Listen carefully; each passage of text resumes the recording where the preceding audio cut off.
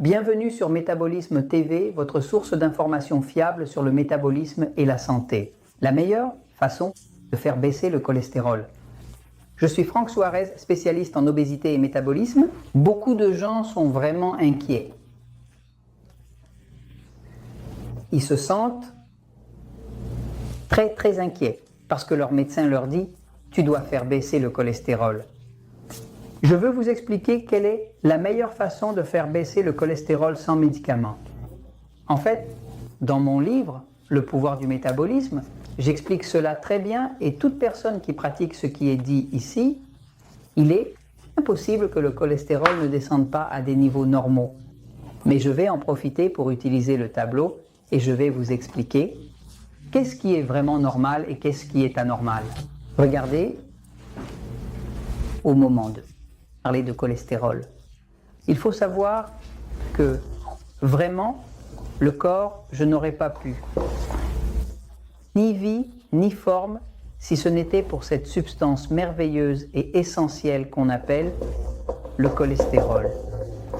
Le cholestérol est une substance qui est utilisée pour construire les cellules. Toutes les cellules de votre corps, toutes celles qui sont des billions et des billions, ont leur membrane construite avec l'aide du cholestérol. Ils ont du cholestérol, ils ont un type de sucre, ils ont des protéines, ils ont des acides gras, c'est-à-dire, mais sans cholestérol, il n'y a pas de construction de cellules parce que toutes les cellules ont du cholestérol. Le cholestérol en lui-même n'est pas une graisse, c'est comme s'il s'agissait d'une cire.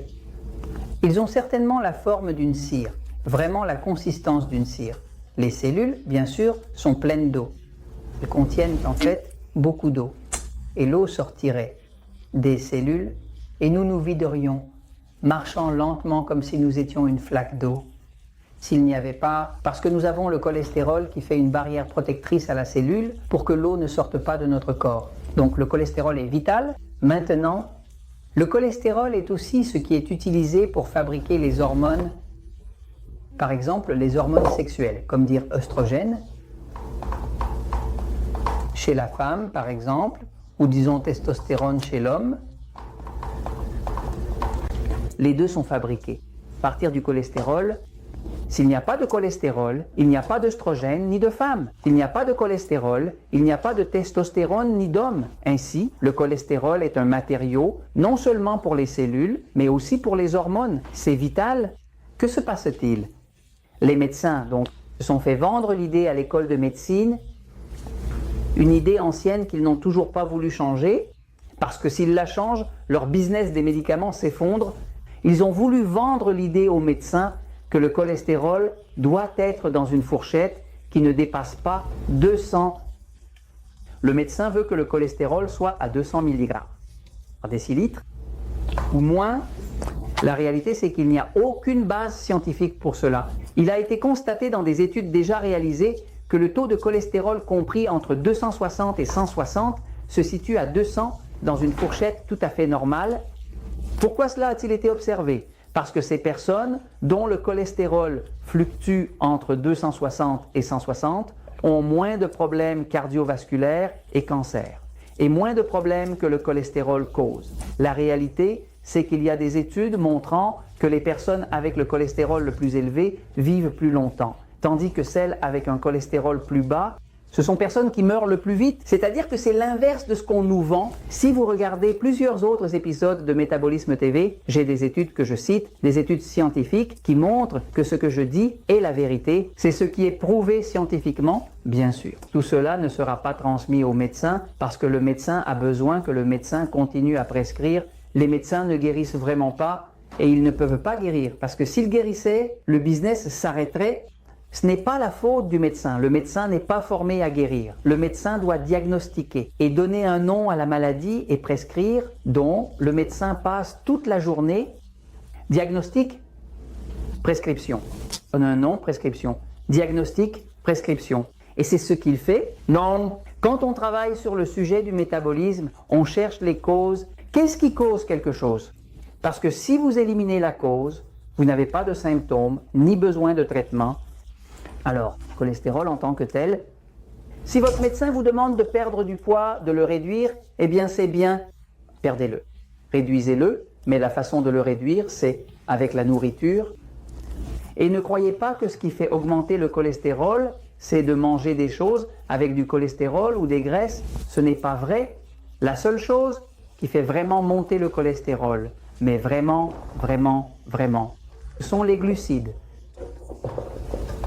Raffinés. Si vous commencez à manger du pain, de la farine, du riz, des tortillas, de maïs ou de blé, chocolat, bonbons, pizza, Coca-Cola, le cholestérol va monter en flèche. Pourquoi? Parce que le cholestérol est une substance fabriquée dans le foie, se fabrique ici. C'est si vital que le corps ne peut pas vivre sans cholestérol parce qu'il ne peut pas créer de cellules, il ne peut rien réparer, ne peut pas produire d'hormones. Et c'est si vital que quand le corps est en train de consommer trop de glucides, le corps, afin d'économiser l'excès de glucides qui va être converti en glucides, il est converti en glucose. À partir du glucose, le pancréas produit de l'insuline